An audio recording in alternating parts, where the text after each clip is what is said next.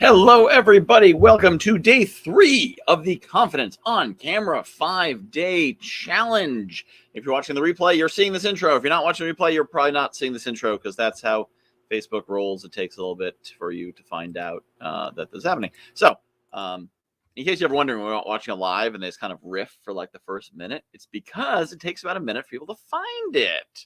So that's how it works. Now you know. So today I'm going to give you an exercise in a moment. It's an evolution off the exercises that we have been doing. And the link to sign up for the Entrepreneurial Resource Community is in the description. I checked. It should definitely actually be there. So if you're looking for that, that should be there. You should be able to see it. So there we go. And now I can see your comments.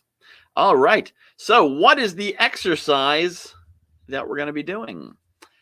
So I have asked you to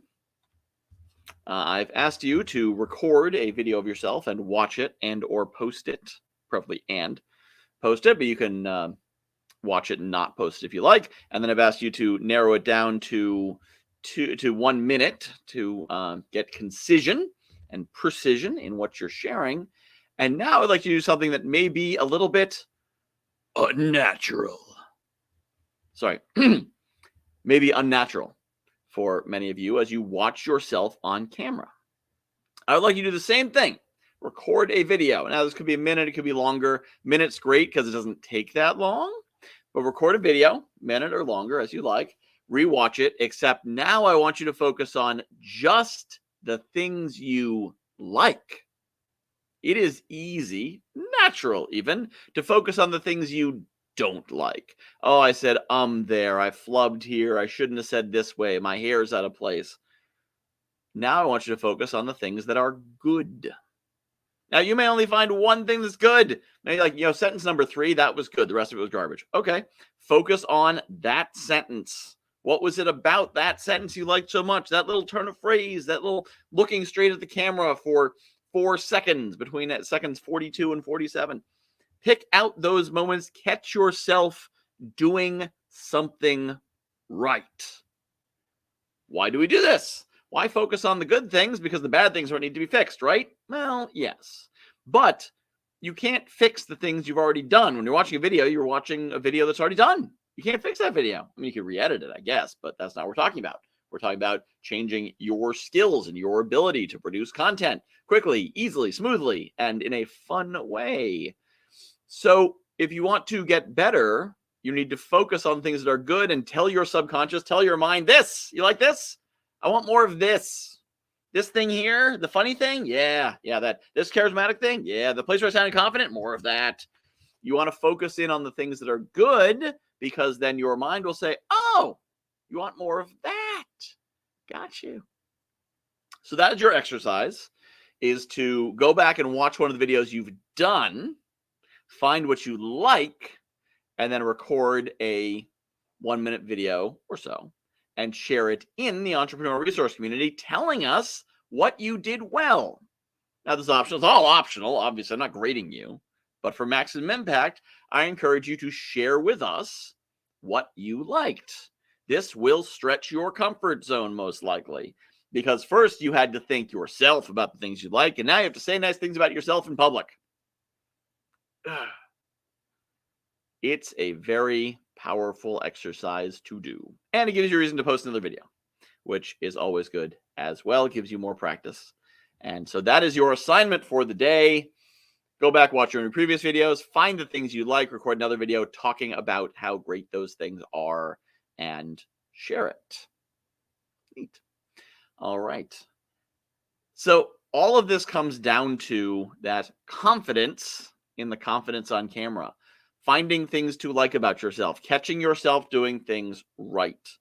Imposter syndrome is all about finding the things you're doing wrong, comparing yourself to people who are better, saying, I'm not good enough. I'm not smart enough. People don't like me. But doggone it, you are good enough. You are smart enough, and people do like you. Imposter syndrome is about comparing yourself to people who are not doing the same thing you are doing. Let's say you're a coach and you look at Tony Robbins. You're like, well, I'm a coach, but I'm not Tony Robbins. Great. I can't hire Tony Robbins, and you probably can't either. There is an important value for the coach who's only charging $100 an hour, or $200 or $500 an hour, and not $10,000 an hour. And I'm not entirely sure Tony Robbins understands my lifestyle. I've talked to a lot of coaches, a lot of really smart coaches, really successful coaches who don't understand me from a hole in the wall and cannot give me good advice. They're not in my world.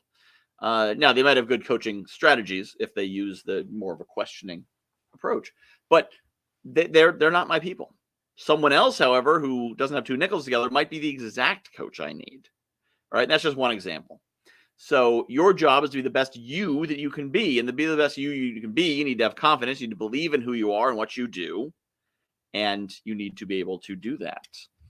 Speaking of people who are the best that they can be, I want to do a shout out for the people who have gone live or shared videos in the group so far, which is Lisa Carmichael, Tiffany Kellogg with 1G, Josh Ramsey, and Janice, not Janice. I don't know why I said that yesterday. Janice Campbell. So great job to all four of you for going live or sharing your videos in the Entrepreneur Resource group. And everyone else watching, I encourage you to do so as well. I did get a question from Bailan. She asked, Michael, what do you do to prepare and warm up your voice? And I have a very disappointing answer, which is nothing. I just kind of go. Should I warm up my voice? Probably. I've heard that if I talk too much and too loudly and forcefully, then I'll end up sounding like, sounding like Tony Robbins, which is why he's all raspy, because he doesn't actually use the proper breathing techniques. He basically blew out his vocal cords over the course of decades. So you should. I do know some great coaches who teach that sort of thing. Schroeder Nordholt, I think I got his name right. Schroeder, as if there's another voice coach named Schroeder out there. I think he actually may be in this community. But one of the things he teaches is the actual voice training, the underlying voice training. Also, Monique, whose last name escapes me at the moment, she does some of that training as well. So if you would like to learn more about how to keep your vocal cords healthy and be able to speak for hours on end and all that kind of stuff, there's certainly people I can introduce you to. But I'm not that guy. I just talk. And actually brings me to an interesting point about preparation. So you may be thinking, oh, Michael's going live. I'm sure he prepared, but at 11:30, he was going over his notes and preparing for this talk and doing all that. Well, let me go through the hour ahead of time. At noon, the start at 1 Eastern time. So at noon, I ate lunch and watched some videos that had nothing to do with this. And then at 12:30, I laid down to take a nap. And at 12:50, I got up. And then I did review my notes, and I went through and I found the questions that people had asked, and I made the list of the people I was going to shout out and all that. But that was my preparation, because I am now at the point where I can just go live. I can just hop on a call, and I need to know what the exercise is going to be. I need to know the key points I'm going to share, especially if it's a list of names or something. I need that ready. But other than that, I'm just good to go. Speaking good to go, hopefully you can see me, because it's got a little icon up there that's got like a little Wi-Fi symbol, which is funny because I'm hardwired to the internet. But anyway, hopefully we didn't lose internet there. If we did, we did. If we didn't, we didn't. But that's one of the key things, is to just do it so much it's natural. I'm just talking to myself. In fact, I'm just looking at myself right here on the screen, talking to me, generally aware that you're watching, especially because you're not commenting, so I don't even know you're there. Leave a comment. But just kind of get to that place where you can just get up there and share. What we're going to be talking about later this week is we're going to talk about how you can compose a speech in a minute. And in fact, I encourage you to come live on Friday, because you're going to put me on the spot. And thank you, Janice, not Janice. Janice, I got it right this time. Thank you, Janice, for commenting. So definitely show up on Friday, because you're going to have the chance to put me on the spot. I'm going to write a speech live in front of you on the topic that you choose, and then I'm going to give it for you. And I'm going to share with you the technique that I use so that you can do the same thing. First step is to do the things I've already been teaching you and do them over and over and over again until you're comfortable and you get your conscious mind out of your way. But once you've done that, then you can just go live. Someone can tap you on the shoulder and say, hey, can you hop on stage for me an hour from now? We had a cancellation. And I believe I shared this. I think the story came up in the interview I did with Orly, which I believe I also shared in this group, about when I was at a speaker boot camp, and Ginny Trask shared a story about someone tapping her on the shoulder at an event. She was in the audience, wasn't expecting to speak, and said, "Hey, one of our speakers can't make it. We have an opening in an hour. It's 15 minutes. Can you speak?" And she was like, "Sure." This was, 1,000 people in the audience. This wasn't just not just a Facebook Live, but this wasn't a small event. There's like 1,000 people in the audience going up on stage live, and she was like, "Sure, no problem. I'll be there. I got something to talk about. I'm in." Because she had that level of confidence. This is a great opportunity. The important confidence to be able to say, "Yes, I'm in." And that's ultimately what all the exercises we're talking about here are. So I am going to bring back up this screen here where I share with you the Rock the Camera Club, because perhaps you want to take this one step further and not just do this on your own, but actually, work with me on an ongoing basis. So, reminder, there we go. We brought it up here. So I went through all this in a dramatic fashion on Monday. I'm going to be less dramatic this time. But the Rock the Camera Club is a weekly coaching, accountability, and training call with me every week, 1 hour a week, where first I'm going to hold you accountable to do these exercises. You're going to know the exercises now. We're 3 days in. You know the exercises. I'm going to make sure you actually do them, because knowing them does not make you a better speaker. Doing them makes you a better speaker. Right? My personal trainer, she gives me a whole list of exercises to do every day. Having them in an app in my phone does not get me in better shape. Doing them gets me in better shape. Knowing that I need to put in the app that I did them is what makes me do them. Accountability. And then, of course, it also includes all the benefits of the Entrepreneur Mentor community, including the lightning coaching sessions. That's another hour a week with me on any topic in business, content library, the various classes and workshops. And it is $97 a month. But if you use the Wednesday coupon code, you will get $30 off. You can wait till tomorrow. There's a Thursday coupon code. It's $20. There's a Friday. It's $10. So why wait? Sign up now. Save $30. Get in there. There's no commitment. If you're in there for a month and you're like, "I know everything I need. I'm ready to go be a speaker." Awesome. And if you say, "This is amazing and I love it and I can't wait to come back," just renew. And you get everything.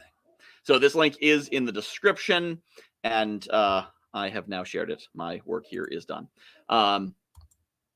And yes, so this, I'm pretty sure is Lisa, says, "Sounds like it would work for podcasts as well as being a speaker." Yes. What I'm talking about works for any place where you are flapping your gums and sharing an idea. And I mean flapping your gums in the most positive possible way. So I can, I'll go on a lot of podcasts, and I'm probably going to interview on a podcast a week. And my preparation for podcasts is to show up. And a lot of the hosts, they say, "Okay, so do you need the questions I'm going to be asking, or here's how it's going to work?" I'm like, "Whatever, just start. I'm good. Start asking questions. I'm good. I'm ready. I know my question." Now, if there's specific talking points you want to make sure to hit, if there's specific things you want to make sure to promote, you want to prepare that. But other than that, I've had times when I got an email once saying, "We have a cancellation for a live summit next week. Not next week, tomorrow. Cancellation tomorrow. Can you be there?" Yeah, sure. I spoke on a summit yesterday. And when I was preparing, I checked the description to say, "What am I talking about again?" Oh, right. I'm talking about that. I didn't need extensive preparations. I made notes. I said, "I want to talk about these 5 things." And I wrote them down, and I had them. And I have a rough idea of how long it'll take to talk about those things from experience. But I didn't need to sit there. Like years ago, I would sit there and practice. I would have spent hours practicing my 30-minute talk. And I would have had it memorized and line by line and everything. And here's the problem. My time came, and the host said, "Hey, Michael, so this went over, and we don't actually have," I know we said 30 minutes. "We've actually only got 20 minutes. Can you work with that?" And I said, "Sure, no problem. It's all good." If I'd memorized a 30-minute talk, if I'd been practicing for hours, I would have been like, "Sorry, buddy, I got a 30-minute talk. I cannot cut it short." Or I would have just truncated the end. Both would have been bad. But because I was playing it dynamically, I was able to be reactive. And that's because of practice. It's because of simple iteration. It's not because I'm a genius. It's not because I'm quick on my feet, because I'm not. It's because I've done it over and over and over again. I've spoken on summits. I've spoken on stages. I've done all these things. I've gotten comfortable. And before you're getting on stages, you can get on your own stage and record your own videos, get on your own lives, your own social media, even your own camera. And that will develop you some of that comfort and give you some of that practice. So you'll be dynamic like that. You'll be able to take those opportunities and take advantage of them. So if anyone has any more questions, I will wait another, 30 seconds for any more questions to appear in the comments. If you're watching this in the replay, by all means, put your questions in the comments. I will answer them tomorrow if I remember. And if you would like to come on live, make sure you've signed up so you're getting the email reminders. You can come into the studio. I'm sending out the studio link every day, and you can hop on live and kind of push your comfort zone. So if you want to do the assignment tomorrow, for example, if you want to come on and say, here's what I liked about the video I watched, come on into the studio, or come to the studio now if you have the Wednesday link. I'm happy to do that. This is for you. This is to provide you as much value as possible. Well, if those of you who are still watching, thank you so much. I will see you tomorrow at 1 p.m. Eastern Time, 10 a.m. Pacific, and whatever time it is where you happen to be. See you tomorrow.